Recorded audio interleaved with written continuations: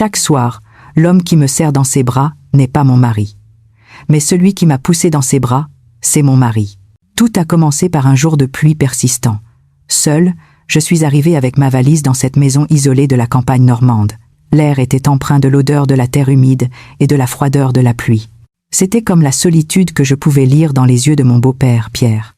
Mon mari, Marc, de sa voix toujours si douce, m'avait demandé de lui tenir compagnie. « S'il te plaît, Anne. » À ce moment-là, j'ai naïvement cru qu'il s'agissait simplement d'un geste de piété filiale, d'une visite sans conséquence. Je n'aurais jamais imaginé que le point culminant de ce voyage se situerait dans le lit de mon beau-père, et encore moins que tout cela était un cadeau soigneusement orchestré. Quel secret cette famille cachait-elle? Pourquoi mon mari avait-il pris une décision aussi insensée? Et moi, comment allais-je trouver ma place dans cette relation interdite? L'histoire ne faisait que commencer. Ce soir-là, quand Marc m'a fait cette proposition, j'ai d'abord cru à une plaisanterie. Nous étions mariés depuis 5 ans, une vie de couple paisible.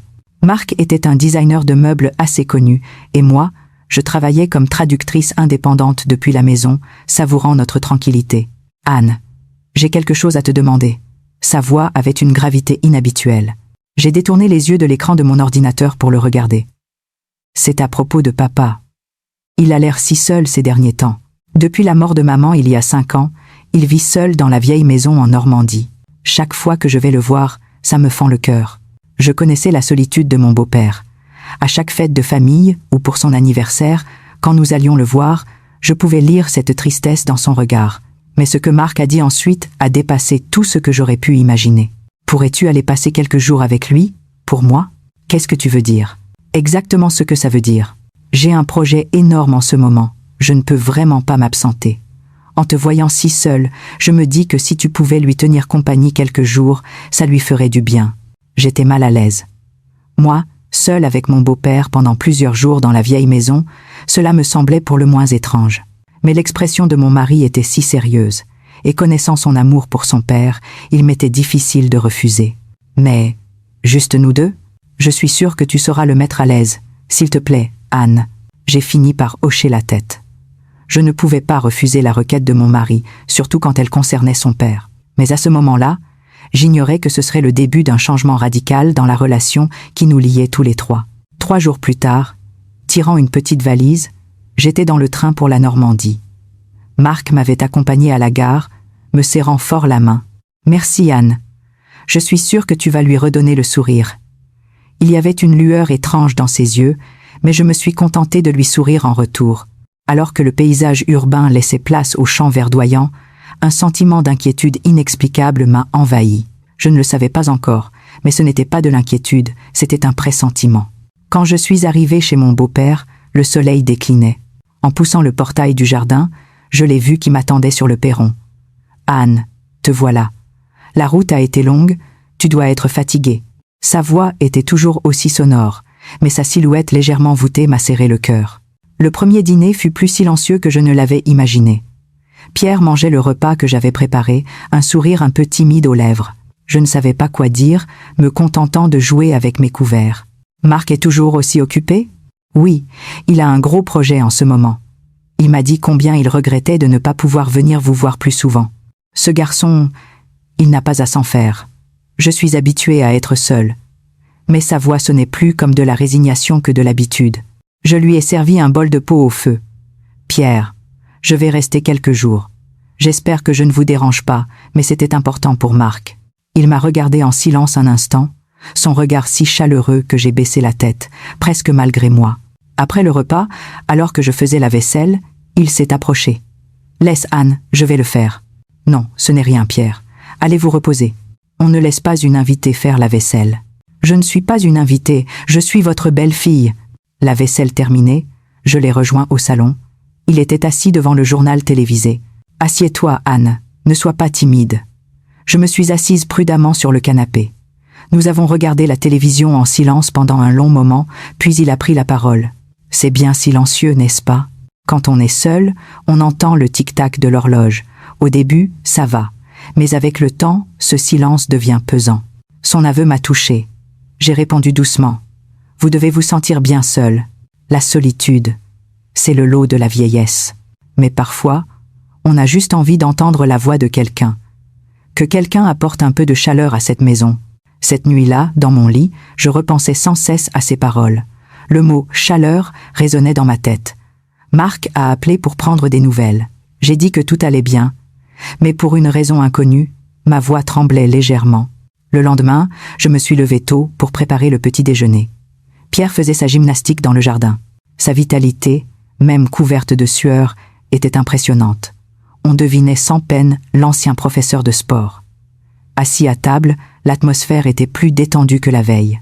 Il a goûté la confiture que j'avais faite, un air de satisfaction sur le visage. Marc a bien de la chance d'avoir une femme qui cuisine aussi bien. J'ai souri, gêné. J'ai remarqué que son regard s'attardait sur mon visage un peu plus longtemps que d'habitude. Prise entre la gêne et un cœur qui s'accélérait, j'ai détourné les yeux. Après le petit déjeuner, il est parti travailler au potager et j'ai passé le temps en faisant le ménage. Vers midi, il est rentré. Je lui ai tendu une serviette pour qu'il s'essuie les mains pleines de terre. Il a sursauté et ses doigts ont effleuré le dos de ma main. Je ne sais pas pourquoi, mais ce contact fugace a été si intense. Au déjeuner, la conversation était beaucoup plus naturelle.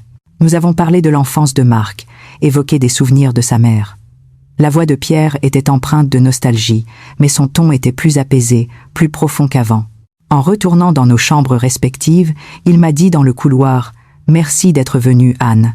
Ça faisait longtemps que la maison n'avait pas été aussi vivante. » En le regardant s'éloigner, j'ai senti un frisson me parcourir, et en même temps, j'ai senti que quelque chose, au plus profond de moi, était en train de changer. Le troisième matin, le ciel était lourd. La météo annonçait de la pluie pour toute la journée. Pierre a voulu aller au jardin, mais la pluie s'est intensifiée, et il a finalement renoncé. Ce jour-là, nous étions comme prisonniers de la maison. Au début, nous vaquions chacun à nos occupations, mais après le déjeuner, il n'y avait plus rien à faire. Un café, Anne ? Pierre est sorti de la cuisine avec 2 tasses fumantes. Nous nous sommes assis côte à côte sur le canapé du salon, écoutant le bruit de la pluie. Le son des gouttes sur les vitres était étrangement apaisant. « Ce temps me rappelle toujours le passé », a-t-il dit soudainement. La première fois que j'ai rencontré la mère de Marc, il pleuvait comme ça. On était tous les deux sous un petit parapluie. L'image est encore si nette dans ma mémoire. Je regardais son profil, plongé dans ses souvenirs. Il avait une expression pure, presque enfantine. « Elle vous manque beaucoup, n'est-ce pas ? Plus que du manque, c'est du regret. J'ai passé ma vie à courir après le travail, je n'ai jamais réussi à la rendre vraiment heureuse. Quand j'y pense maintenant, j'ai tant de remords. » Isna Kansto, j'ai posé délicatement ma main sur le dos de la sienne, un geste de réconfort. Mais à cet instant, nous nous sommes tous les deux figés. Il a baissé les yeux sur ma main. J'ai voulu la retirer, mais il a été plus rapide et l'a refermée dans la sienne. « Merci, Anne. » Sa voix était tremblante. Mon cœur s'est mis à battre la chamade. Nous sommes restés ainsi un long moment, laissant le bruit de la pluie emplir le silence entre nous. Le soir, la pluie redoublait. Je suis sortie de la douche et en pyjama, je suis allée au salon. Pierre venait aussi de se doucher, ses cheveux mouillés gouttaient. « Vous allez attraper froid si vous ne vous séchez pas les cheveux. » J'ai pris une serviette et j'ai commencé à le lui sécher. Il a d'abord protesté, puis s'est laissé faire. Tandis que je m'occupais de lui, sa main a frôlé ma taille. Je ne sais pas si c'était accidentel ou intentionnel, mais mon corps s'est raidi. « Pardon, sans faire exprès », a-t-il dit en retirant vivement sa main. Mais mon corps avait déjà enregistré ce contact. J'ai fait semblant de rien, et j'ai fini de lui sécher les cheveux, mais mes mains tremblaient légèrement. Cette nuit-là, je n'ai pas trouvé le sommeil. Mon pyjama me semblait trop fin. J'ai tiré la couette jusqu'à mon cou, mais la chaleur de mon corps ne diminuait pas. De l'autre côté du couloir, la lumière de la chambre de Pierre semblait elle aussi allumée. Au milieu de la nuit, la gorge sèche, je suis allée à la cuisine boire de l'eau, et je l'ai trouvé lui aussi au salon. Nos regards se sont croisés dans l'obscurité. « Tu n'arrives pas à dormir ? » ?»« Non. »« Et vous non plus, Pierre ? » ?»« Par un temps pareil, le sentiment de solitude est encore plus fort. Je dors mal. » Il s'est approché de moi. À mesure que la distance se réduisait, mon cœur battait de plus en plus vite. Son regard avait changé. Ou peu, être était-ce le mien. « Anne !» Quand il a murmuré mon nom, je n'ai pas reculé. Ses mains se sont posées sur mes joues. J'ai fermé les yeux, le bruit de la pluie a tout englouti autour de nous, et dans ce son, nous avons peu à peu perdu nos repères. On ne devrait pas. Je l'ai entendu murmurer, mais ses mains ne se sont pas arrêtées et je n'ai pas reculé. Cette nuit-là, nous n'avons pas franchi la ligne, mais nous nous tenions dangereusement sur le fil. De retour dans ma chambre, je me suis regardé dans le miroir. Mes joues étaient rouges, mon regard trouble. J'ai hésité à appeler Marc, mais j'ai finalement reposé le téléphone. Qu'aurais-je pu lui dire? Le lendemain matin, l'atmosphère était pesante. Nous évitions délibérément le regard de l'autre, mais dans ce silence, la chaleur de la nuit précédente persistait. « La pluie a cessé », a dit Pierre en regardant par la fenêtre. J'ai hoché la tête. Mon cœur, lui, était toujours en pleine tempête. Après le déjeuner, il est retourné au potager. Seul à la maison, j'ai essayé de calmer mon esprit en rangeant et en nettoyant, mais les images de la nuit passée revenaient sans cesse. Le soir, quand il est rentré, il tenait une bouteille de Calvados. Ça fait longtemps que je n'en ai pas bu. J'ai eu envie d'un verre. Si ça ne te dérange pas, partageons-le. J'ai hésité un instant, puis j'ai accepté. Après le dîner, nous nous sommes fait face au salon. Le premier verre a été bu en silence. C'est au deuxième que la conversation a commencé. Marc n'a pas appelé? Si, ce matin. Il voulait savoir si vous alliez bien. Ce garçon, il s'inquiète toujours. La voix de Pierre était pleine de fierté, mais aussi teintée d'une émotion complexe. L'alcool aidant, il a continué. Je crois que je commence à comprendre pourquoi Marc a voulu que tu viennes. Ma main tenant le verre s'est arrêtée en l'air. Pierre, qu'est-ce que vous voulez dire? Ce garçon est intelligent. Il me connaît bien. Il sait à quel point je suis seule, à quel point je désire. Ces mots m'ont coupé le souffle. Il a vidé son verre et a poursuivi. Peu. Être que Marc a voulu t'offrir, toi, sa femme, comme un cadeau. Cette phrase a été comme un clou planté dans mon cœur. Je voulais protester, mais je sentais que c'était peu, être la vérité. Le regard de mon mari, le ton de sa voix, tout prenait un sens nouveau. Non, Pierre, c'est impossible. Mais ma voix manquait d'assurance. Il m'a pris la main. Anne, à cause de toi, je n'ai pas dormi de la semaine. Je sais que ce n'est pas bien. Tu es ma belle-fille, la femme de Marc. Mais avant qu'il ne puisse finir sa confession, je me suis penchée et j'ai posé mes lèvres sur les siennes, l'empêchant de finir sa phrase. C'était peu, être l'effet de l'alcool. Je l'ai fait sans réfléchir. Encore aujourd'hui, je suis surprise de mon audace. Il a été surpris un instant, puis m'a serré dans ses bras. Notre baiser fut long et profond. La raison me criait que c'était une erreur, mais mon corps répondait avec sincérité. « Allons dans ma chambre », hâté, il murmurait. J'ai hoché la tête. Il m'a pris la main et m'a conduit lentement vers sa chambre. Au moment où la porte s'est refermée, toutes mes hésitations se sont envolées. Il m'a doucement plaqué contre le mur et m'a embrassé à nouveau, cette fois avec plus d'intensité, plus de désir. Ses mains entouraient ma taille, caressaient mon dos. Bien qu'elles tremblent, elles ne se sont pas arrêtées. Alors que nos vêtements glissaient au sol, la réalité perdait ses contours, ne laissant place qu'au désir pur. « Ton corps est si beau », a-t-il chuchoté à mon oreille. J'ai fermé les yeux, acceptant son contact. Ses mains, comme si elles dessinaient une carte, exploraient avec soin mes épaules, mes bras, ma taille. Nous nous sommes déplacés vers le lit. Il m'a allongé avec une infinie précaution, puis s'est penché sur moi. Le clair de lune, filtrant à travers la fenêtre, éclairait son visage. Un mélange de désir, de culpabilité et de gratitude s'y lisait. « Tu es sûr ?» a-t-il demandé, comme une dernière vérification. J'ai tendu les bras, j'ai entouré sa nuque et je l'ai attiré vers moi. « C'est d'accord. » Ces mots ont été le signal. Il n'a plus hésité. Ses baisers ont descendu le long de mon cou, sur ma clavicule. Je frissonnais, plongé dans cette jouissance sensorielle. Nous sentions la chaleur de nos corps, nous fondant l'un dans l'autre. Son contact était radicalement différent de celui de mon mari, plus brut, plus urgent. C'était le désir primitif d'un homme qui n'avait pas tenu une femme dans ses bras depuis longtemps. Mais en même temps, c'était d'une douceur surprenante, comme s'il savait exactement ce que j'attendais. Anne. Quand il a prononcé mon nom, je n'étais plus sa belle-fille. À cet instant, nous n'étions qu'un homme et une femme. Au moment où nous sommes devenus un, je n'ai pu retenir un léger soupir. Attentif à ma réaction, il a commencé un mouvement lent, un rythme qui s'est peu à peu installé. Je me suis abandonnée entièrement à ce rythme. Dans la pièce, il ne restait plus que nos souffles mêlés et nos murmures. Je ne sais combien de temps a passé. Nous nous explorions sans cesse. Quand nous avons atteint le sommet ensemble, toutes les inhibitions du monde semblaient avoir disparu. Pierre m'a serré contre lui comme pour combler un vide infini, et dans ses bras, j'ai découvert un plaisir inconnu. Longtemps après, je suis resté allongé dans ses bras. Son corps était trempé de sueur, et les battements de son cœur résonnaient doucement à mon oreille. Il m'a caressé les cheveux et a murmuré « Merci, vraiment merci ». Je n'ai pas répondu, je l'ai juste serré plus fort. Un sentiment de culpabilité m'a envahi, mais mêlé à une étrange satisfaction, parce que j'avais rendu cet homme heureux.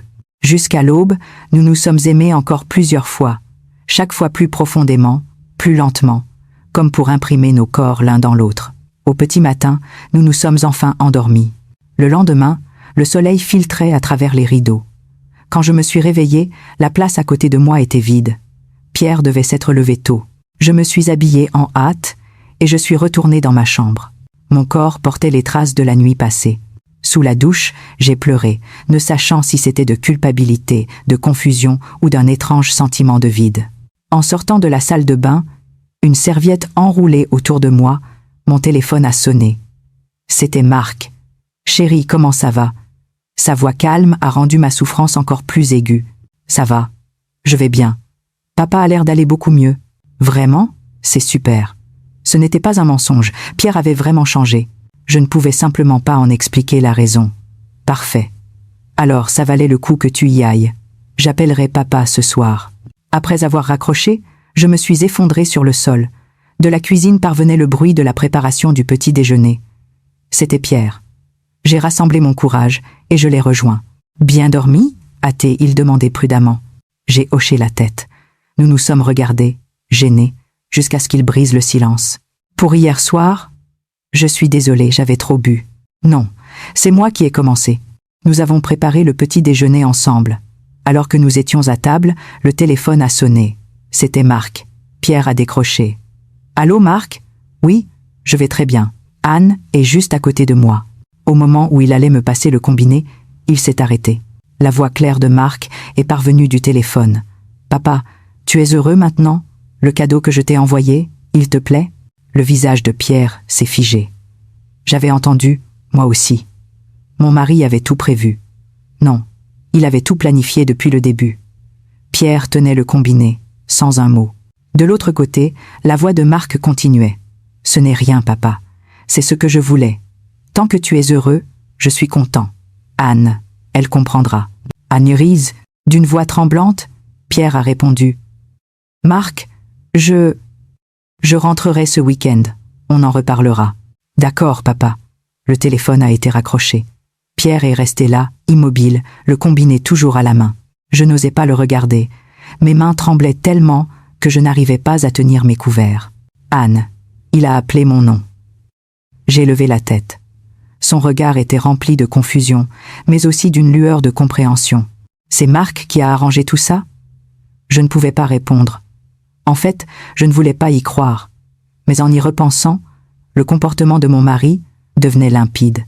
Pourquoi avait-il insisté pour que je vienne seule passer quelques jours avec son père? Pourquoi pouvait-il appeler avec un tel détachement? « Tu étais au courant ?» Sa question m'a transpercée. Je n'ai pu que secouer la tête. Non, je ne savais vraiment rien. Je pensais juste venir vous tenir compagnie. Tarzan, ce jour-là, nous n'avons presque plus parlé. Pierre est parti au jardin et je suis restée à la maison, essayant de mettre de l'ordre dans mes pensées confuses. Les mots de mon mari résonnaient en moi. Le cadeau que je t'ai envoyé. J'étais donc un cadeau, offert par mon mari à son père. Le soir, quand Pierre est rentré, il semblait plus calme. Nous avons dîné en silence. Puis, au salon, il a demandé « Anne, qu'est-ce que tu en penses ?» J'ai réfléchi longtemps. Je ne sais pas. Je devrais être en colère. Cette situation est anormale. Je devrais en vouloir à Marc, mais je n'y arrive pas. Moi non plus. Je n'arrive pas à croire que mon fils ait pu faire une chose pareille. Mais d'un autre côté, une partie de moi lui est reconnaissante. Nous nous sommes regardés, nos yeux mêlant culpabilité, confusion et une attraction indéniable. Être que la nuit dernière n'était pas une erreur, ai-je dit la première. Il a fermé les yeux, puis les a rouverts. Je ne le regrette pas non plus. Son aveu a touché mon cœur, parce que moi non plus. Je savais que je devrais regretter, mais je ne le pouvais pas. Marc a dit qu'il viendrait le week-end prochain. Il faudra qu'on ait une discussion sérieuse. J'ai hoché la tête. Cette nuit-là, je suis restée dans ma chambre, mais le sommeil ne venait pas. De l'autre côté du couloir, la lumière de la chambre de Pierre est restée allumée toute la nuit. Nous avons tous les deux veillé. Le lendemain matin, j'ai décidé de rentrer à Paris. J'avais peur que les choses ne deviennent encore plus compliquées si je restais. Pierre m'a accompagnée à la gare. En me tenant la main, il a dit « À la semaine prochaine ». J'ai acquiescé et je suis montée dans le train. En regardant son visage à travers la vitre, j'ai senti que mon cœur était déjà prêt à revenir. Sur le chemin du retour, je regardais par la fenêtre. À mesure que la ville se rapprochait, le sentiment de réalité devenait plus fort, mais une partie de mon cœur était restée dans cette vieille maison normande. En rentrant, Marc m'a accueilli comme d'habitude, son sourire toujours aussi chaleureux. Il a pris ma valise et a demandé « Fatigué ? Comment va papa ?» Je l'ai regardé droit dans les yeux et j'ai dit calmement « Tu savais depuis le début que ça finirait comme ça, n'est-ce pas ?» Le sourire de Marc s'est élargi. Il n'a pas nié. Il m'a fait signe de m'asseoir. Nous sommes restés silencieux un long moment sur le canapé avant qu'il ne prenne la parole. « Tu es en colère ?» Étonnamment, je ne l'étais pas. La logique me disait que je devrais être furieuse, mais mon cœur était un tourbillon d'émotions. Je ne sais pas. Je ne sais même pas si je devrais être en colère. Il a pris ma main. « Anne, je vous aime tous les deux. J'aime mon père, et je t'aime. Je ne supportais plus de le voir si seul. Et j'étais convaincue que seul toi pouvais le rendre vraiment heureux. Alors, tu m'as utilisé comme un cadeau ? Pas un cadeau, un lien, un pont pour nous relier tous les trois. » Ces paroles semblaient absurdes. Et pourtant, je pouvais presque les comprendre. Son regard n'avait rien de fou, seulement un amour sincère, bien que cet amour soit quelque peu tordu. « Tu sais ce qui s'est passé entre papa et moi ?» Il a hoché la tête, un air de satisfaction sur le visage. « C'est merveilleux. Si papa peut trouver un peu de réconfort. Marc, ce n'est pas normal. Je sais. Mais ce qui est normal est-il forcément juste ? Tant que nous sentons que c'est bien, ça ne suffit pas. Cette nuit-là, nous avons parlé longtemps. Il m'a expliqué en détail sa pensée. Depuis son enfance, il avait senti que son père n'était pas heureux. Après la mort de sa mère, le vide qu'il habitait était devenu insupportable à voir. Et il était persuadé que je pouvais combler ce vide. « Tu n'es pas jaloux ?» ai-je demandé. Il a secoué la tête. C'est étrange à dire, mais au contraire, je me sens comblé. Les deux personnes que j'aime peuvent se réconforter mutuellement. Qu'y a-t-il de mal à ça ? Était hors du commun. Sa logique était hors du commun, mais sa sincérité était indéniable. Et moi-même, j'étais confuse. Moi, qui ne regrettais pas cette nuit avec Pierre, étais-je vraiment sincère ? La semaine a passé. Marc m'a annoncé que nous retournions en Normandie pour le week-end et que je devais l'accompagner. J'avais peur. Je ne savais pas à quoi m'attendre, nous trois réunis dans la même pièce. Vendredi après-midi, nous avons pris la route. Marc conduisait, l'air serein, tandis que je serrais les poings sur mes genoux. En arrivant, Pierre attendait dans le jardin. « Vous voilà, Marc, mon fils. »« Papa, ça fait plaisir de te voir. » Père et fils se sont étreints. Je me tenais à l'écart. Quand mon regard a croisé celui de Pierre, j'ai vu une lueur d'incertitude dans ses yeux. Moi aussi. Le dîner s'est déroulé dans une tension étrange. Marc menait la conversation avec un naturel déconcertant, tandis que Pierre et moi répondions maladroitement. Après le repas, Marc a été le premier à parler. « Papa, tu sais pourquoi j'ai demandé à Anne de venir, n'est-ce pas ?» Pierre est resté silencieux un instant, puis a hoché la tête. « Oui, je crois que j'ai compris. Excesta mojmi, tu es en colère ?»« Moins en colère que... » Perplexe, je ne comprends pas pourquoi tu as fait ce choix. Marc s'est agenouillé devant son père. « Je veux juste que tu sois heureux. J'ai voulu te donner ce que j'ai de plus précieux. » Ces mots ont fait fermer les yeux à Pierre, et mon cœur s'est serré. L'amour de Marc était tordu, mais sa sincérité était incontestable. « Et Anne ? Ça ne la dérange pas ?» a demandé Pierre en me regardant. J'ai hésité un long moment avant de répondre. Je ne sais pas si ça ne me dérange pas est le bon terme, mais je ne veux pas refuser non plus. La nuit, Marc m'a prise par la main et m'a conduite jusqu'à la porte de la chambre de Pierre. Je n'arrivais pas à croire à la situation, mais je n'ai pas résisté.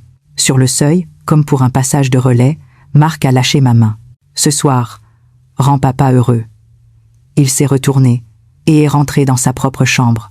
Pierre et moi nous sommes regardés longuement. Il a tendu la main avec précaution. Je l'ai saisi. Cette nuit-là, j'ai passé ma deuxième nuit avec lui. À partir de cette nuit, tout a changé. Le lendemain matin à table, nous étions tous les trois étrangement calmes. Mon mari parlait de l'agriculture avec son père comme si de rien n'était. En les regardant, j'ai pris conscience de l'étrangeté de la situation. « Anne, tu pourras revenir passer quelques jours avec papa la semaine prochaine ?» La proposition de mon mari m'a surprise. Pierre aussi était stupéfait. « Marc, ça ne te plaît pas, papa ?» Pierre a répondu avec prudence. « Il faut demander l'avis d'Anne. » Tous les regards se sont tournés vers moi. J'ai écouté la voix de mon cœur. « Je viendrai, si c'est ce que papa souhaite. » Ces mots ont changé le regard de Pierre. Pour la première fois, il ne me voyait plus comme sa belle-fille, mais comme une femme. Mon mari a eu un sourire satisfait. Et moi, j'ai pris conscience du choix que j'avais fait. La semaine suivante, de retour à Paris, s'est écoulée rapidement. Marc travaillait comme d'habitude, je me plongeais dans mes traductions, mais une subtile transformation avait eu lieu dans l'air entre nous. Un soir, il m'a dit « Merci Anne, merci de me comprendre. Je ne sais pas si je comprends, je suis juste mon intuition. C'est suffisant, tant que nous sommes tous heureux, c'est ce qui compte. » Le vendredi, j'ai pris seul le train pour la Normandie. Cette fois, ce n'était pas à la demande de mon mari, mais par mon propre choix. Dans le train, je n'arrêtais pas de me demander si mes sentiments pour Pierre étaient une réelle attirance ou une addiction à l'excitation de cette relation singulière.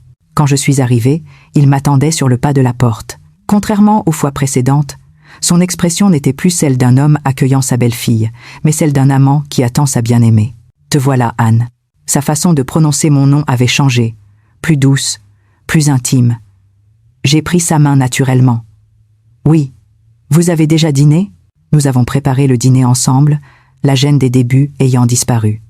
Il lavait les légumes à côté de moi, posant parfois la main sur mon épaule ou écartant une mèche de cheveux de mon visage. Tous ces gestes étaient si naturels. Après le repas, nous étions assis côte à côte au salon. La télévision était allumée, mais aucun de nous ne la regardait. « Anne, cette situation ne te pèse pas trop ? Si elle me pesait, je ne serais pas là. Je ne sais pas si c'est bien, mais avec vous, je me sens apaisée. Moi aussi. Toute la semaine, je n'ai attendu que ta venue. » Son aveu a fait battre mon cœur. Il a porté ma main à ses lèvres et l'a embrassée. « Allons nous coucher. » Cette fois, c'est moi qui me suis levée la première, lui prenant la main. Nous sommes entrés ensemble dans la chambre. Cette nuit-là, je suis devenue entièrement sa femme, dépassant le rôle de belle-fille pour devenir une femme qui accepte pleinement un homme. Nous nous sommes aimés toute la nuit, comme pour nous fondre l'un dans l'autre.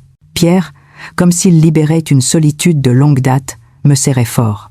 Et dans ses bras, j'ai découvert un bonheur différent de celui avec mon mari, plus profond, plus ardent. C'était peu, être son expérience de la vie, qui lui apprenait à mieux chérir une femme.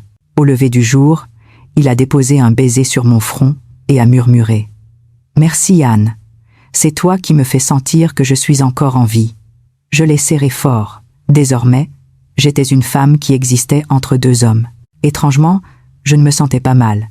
Ce week-end-là, Marc est venu aussi. En l'accueillant, mes sentiments étaient complexes. Je ne savais pas comment me comporter avec Pierre devant lui, mais mon mari a rendu les choses naturelles. « Papa, tu as l'air en pleine forme. » À cause et en se faut aiser, à cause et en se faut aiser. C'est grâce à Anne. Depuis qu'elle est là, j'ai retrouvé le goût de vivre. Les deux hommes discutaient par-dessus ma tête, et moi, au centre, je ressentais une étrange stabilité. Pendant le dîner, mon mari s'est approché de moi. « Comment ça va? Tout se passe bien ?»« Oui. » « C'est étrange, mais je me sens bien. »« Tant mieux. » Le visage de papa a complètement changé. En effet, Pierre était métamorphosé. Son regard brillait, ses gestes étaient pleins de vie. Ce changement, c'était moi qui l'avais provoqué. Je me sentais à la fois flattée et perplexe. Le dîner était joyeux. Marc parlait de ses projets, Pierre des récoltes du potager. Assis entre eux, je sentais cet équilibre singulier. Après le repas, Marc a abordé le sujet de front. « Papa, parlons franchement. Comment envisageons-nous l'avenir de cette relation ?» Pierre a hésité, puis a hoché la tête.